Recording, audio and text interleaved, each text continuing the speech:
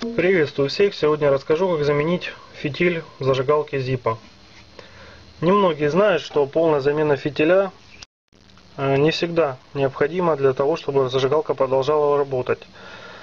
Иногда необходимо просто подрезать обгоревшую часть фитиля.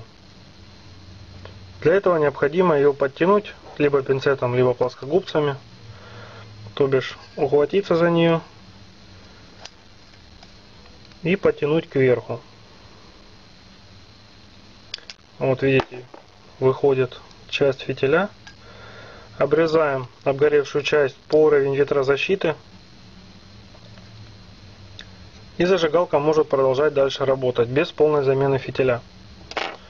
Либо все-таки, если требуется заменить его полностью, необходимо вынуть зажигалку из корпуса, открутить винт. Для этого можно использовать сам корпус зажигалки.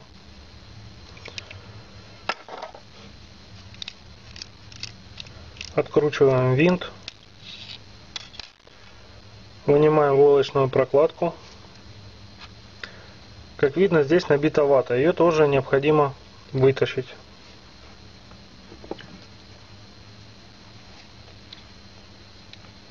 Вот уже можно видеть вторую часть фитиля, нижнюю.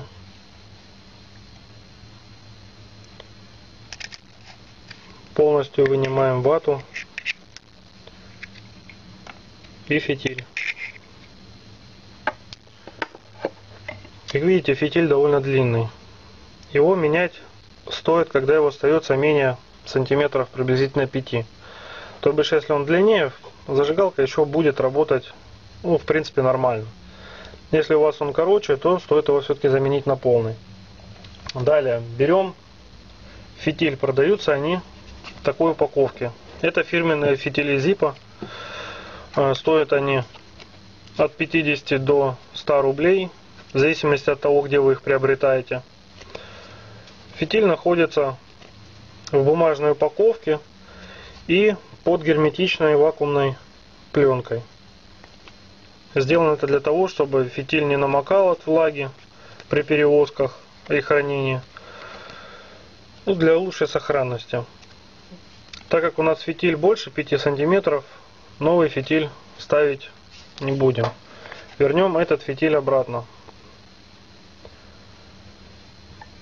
В кассете видно отверстие, в котором был фитиль.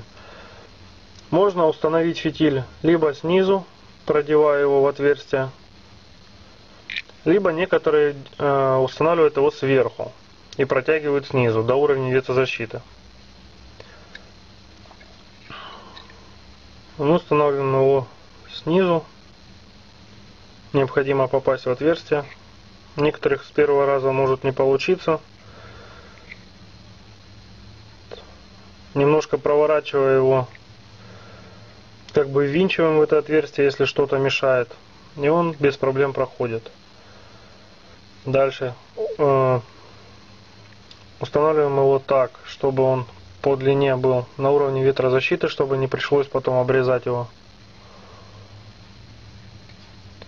Зажимаем пальцем к краю корпуса, чтобы при установке ваты, когда вата будет тянуть за собой фитиль, он не вылез больше, чем положено. Потому что в противном случае придется его обрезать. Теперь обратно засовываем вату. Стараемся прокладывать вату, точнее фитиль в вате так, чтобы он как можно меньше касался металлических частей, так как поверхность прилегания к металлической части не будет впитывать бензин, которым вы заправляете зажигалку. Но это не критично. На фитилях Zippo показано, как лучше проводить фитиль. То бишь он проводится змейкой. Далее отгибаем фитиль и прокладываем ватный тампончик. Нужно с необходимым усилием утрамбовать вату в корпусе, чтобы она была плотнее. Далее в другую сторону отгибаем фитиль и устанавливаем, точнее засовываем следующий ватный тампончик.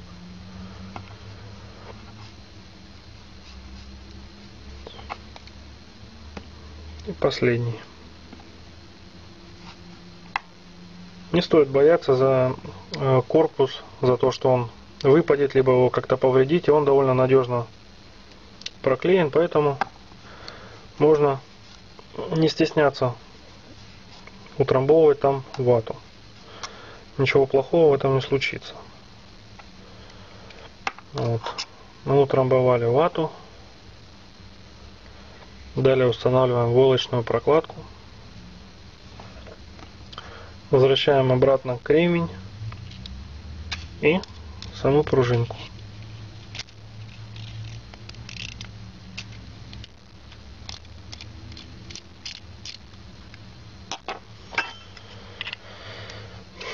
Далее устанавливаем корпус зажигалку. Все, зажигалка готова к работе.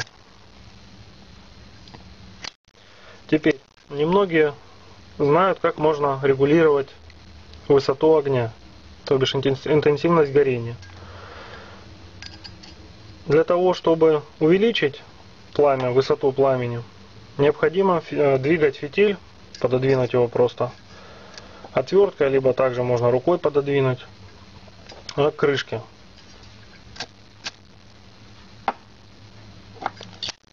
Для того, чтобы сделать пламя ниже, подвигаем его к колесику.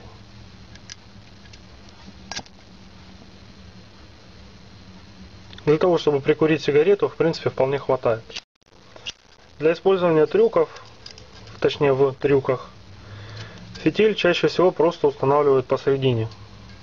Так он лучше загорается и достаточная высота пламени для того, чтобы показывать разные трюки. Все, процедуры с фитилем мы закончили, зажигалкой можно пользоваться.